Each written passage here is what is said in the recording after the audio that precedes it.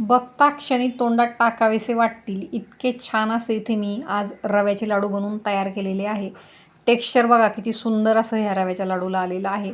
Perfect अशा प्रमाणामध्ये आज ही रेसिपी मी तुमच्यासोबत शेअर करणार आहे. तर तुम्हाला व्हिडिओ जो आहे तो शेवटपर्यंत बघायचा आहे. अजिबात स्किप तुम्हाला हा जो व्हिडिओ आहे तो करायचा नाही आहे. कारण मी तुम्हाला ही जी रेसिपी आहे ती सांगताना तुम्हाला टिप्स देणार आहे. त्या टिप्स तुम्ही फॉलो केल्या तरच तुमचे लाडू छान असे बनवून तयार होतील. कारण रव्याचे जे लाडू असतात ते खूप डेलिकेट असतात, ते बनवायला खूप ट्रिकी असतात. तर त्यासाठी बघा इथे मी पॅकेटचा जो रवा असतो तो घेतलेला आहे. 1 किलो रव्याचं मी हे पॅकेट घेतलेलं आहे. यातलं मी अर्धा किलो रव्यापासून तुम्हाला लाडू बनवून दाखवणार आहे. तर रव्याचं टेक्स्चर जे आहे ते बघा या पद्धतीने आहे. तर आपल्याला जो रवा लागतो आहे तो जरा बारीक लागतो आहे. तुम्ही दुकानात गेल्यानंतर दुकानदाराला सांगायचं आहे की आम्हाला 0 नंबरचा रवा जो असतो लाडूसाठी तो हवा आहे. जर तुम्हाला तो मिळत नसेल तर तुम्ही या पद्धतीने मिक्सरला फिरून देखील रवा बारीक करून घेऊ शकतात, जसा मी करून घेतला आहे. या पद्धतीचं टेक्स्चर रव्याच्या लाडूला लागतं. तर तुमची टिप जी फर्स्ट आहे ती हीच आहे की रवा जो आहे तो आपल्याला बारीकच घ्यायचा आहे 0 नंबरचा. तेव्हाच आपले जे लाडू असतात ते खूप छान बनून तयार होतात. आता इथे मी बघा 125 ml चा जो कप असतो, हाफ कप, तो मी इथे घेतलेला आहे. त्यातलं मी साधारण 1 टेबलस्पून एवढं तूप कढईमध्ये टाकून घेतलेलं आणि यामध्ये मी 2 मोठे चमचे बेसन टाकून घेतलेले. हे लाडू बनवतानाची ही तुमच्यासाठी दुसरी टीप आहे. लाडू बनवताना आपल्याला 2 चमचे तरी बेसन टाकून घ्यायचं आहे. कारण बेसनाने लाडूला छान अशी बाइंडिंग येते आणि टेस्टही आपल्या लाडूची बदलते. आता 1 चमचा मी तूप टाकून घेतलेलं होतं. तर अजून 1 चमच्याची मला इथे गरज वाटते. तर मी आणखी 1 चमचा यामध्ये टाकून घेतलेलं आहे. आणि हे जे बेसन आहे ते बघा या पद्धतीने पातळ व्हायला हवं.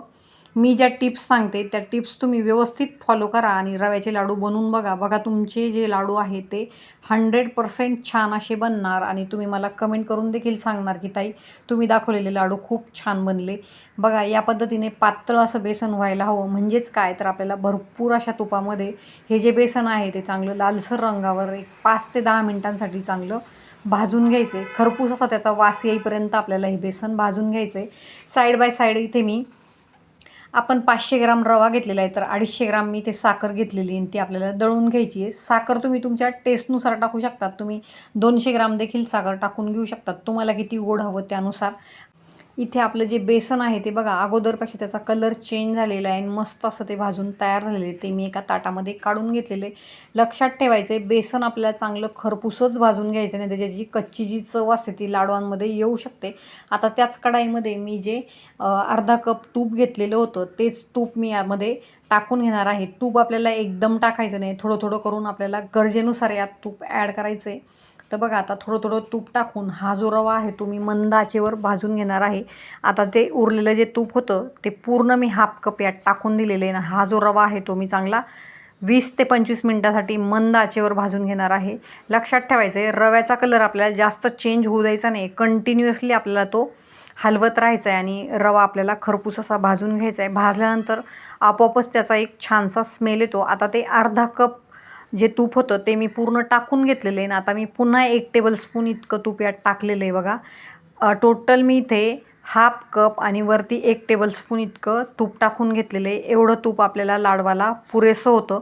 आता हा जो रवा आहे तो या पद्धतीने स्प्रेड करून आपल्याला भाजून घ्यायचा आहे. म्हणजे लवकरच हा जो रवा आहे तो भाजून तयार होतो. आता रवा इथे मी 25 मिनिटांसाठी मंद आचेवर भाजून घेतलेला आहे. आता हा जो रवा आहे तो आपण बेसन भाजलेल्या ताटामध्ये काढून घ्यायचा आहे. आता इथे ड्रायफ्रूट्स तुम्हाला टाकायचे तर तुम्ही टाकू शकतात किंवा तुम्ही स्किप देखील करू शकतात.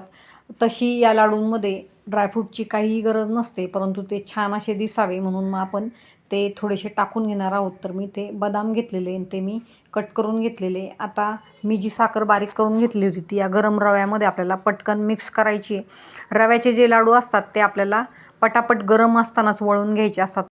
ही तुमची शेवटची आणि अतिशय इम्पॉर्टंट अशी टीप आहे की रव्याचे जे लाडू असतात ते आपल्याला गरम असतानाच वळावे लागतात, नाहीतर ते वळले जात नाही, कारण त्याचं टेक्स्चर थोडंसं जाडसर असतं. आता बघा संपूर्ण जी साखर आहे ती मी आता हाताच्या साहाय्याने रव्याला व्यवस्थित चोळून मिक्स करून घेणार आहे. साखर आणि बेसन व्यवस्थित आपल्याला मिक्स करायचं आहे, कारण बेसन जे आहे ते खाली ताटाला चिकटतं, तर ते आपल्याला चमच्याच्या साहाय्याने व्यवस्थित काढून घ्यायचं आहे मग ते रव्यामध्ये मिक्स करून घ्यायचं आहे. आता हे जे ड्रायफ्रूट्स मी ते कट करून घेतले होते ते देखील आपल्याला रव्यामध्ये मिक्स करून घ्यायचे आणि याच्यात आपल्याला गरम असतानाच पटापट लाडू वळून घ्यायचे आहेत. आपण तुपाचं प्रमाण भरपूर असं यामध्ये टाकलेलं आहे, त्यामुळे तसा आपल्याला लाडू वळण्यास कुठलाही प्रॉब्लेम येत नाही. मी जे तुम्हाला मेजरमेंट दिलेलं आहे ते परफेक्ट आहे, तर तुम्ही परफेक्ट मेजरमेंटमध्ये हे लाडू बनवून तयार करू शकतात. बघा किती सुंदर असे हे लाडू वळून तयार झालेले आहेत, कुठेही ते ब्रेक झालेले नाही आहेत. आता याच पद्धतीने मी पटापट हे बाकीचे जे लाडू आहेत ते बनवून तयार करणार आहे. रेसिपी एकदम 100% फुलप्रूफ आहेत. या ज्या रेसिपी आहेत त्या अगोदर मी ट्राय केलेल्या आहेत, त्यामुळे मनामध्ये कुठलाही डाऊट न ठेवता ही जी रेसिपी आहे ती तुम्ही नक्की ट्राय करायची आहे आणि मला कमेंट करायला देखील विसरायचं नाही आहे. बघा इकडे लाडू किती पटापट वळून तयार होत आहेत, कुठेही ते तुम्हाला ब्रेक होताना दिसत आहेत का? कारण प्रॉपर आपण यामध्ये तूप टाकलेलं आहे. तुपाचं प्रमाण आपल्याला योग्य या लाडूंमध्ये टाकावं लागतं, ही एक तुमच्यासाठी टिप आहे. बघा किती छान असे रवाळ टेक्स्चरचे हे लाडू मी बनवून तयार केलेले आहेत. रेसिपी जर आवडली असेल तर चॅनल नक्की सबस्क्राईब करा. अशाच नवनवीन रेसिपीजसाठी बेल आयकन दाबायलाही विसरू नका. आणि तुम्ही जे प्रेम माझ्या व्हिडिओजला देत आहेत ते असंच राहू द्या. आणि व्हिडिओ शेवटपर्यंत बघितल्याबद्दल तुमचं मनापासून खूप खूप धन्यवाद.